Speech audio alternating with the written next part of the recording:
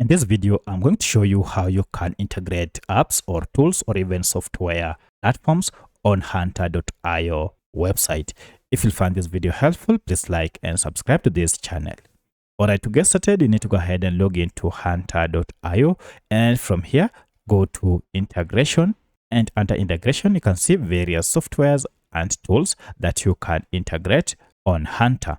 If you don't see the native integration tools, you can go ahead and look for your tool under third parties, and you should see all of them here. You also have extensions that you can browse and add them to your account. So I'll go to this native integration, and for my case, I want to integrate Salesforce.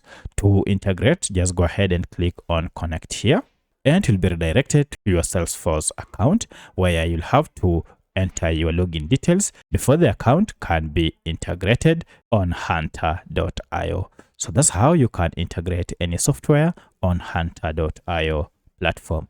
If you have any other question, kindly let me know in the comment section. Otherwise, thanks for watching, and let's meet in the next video.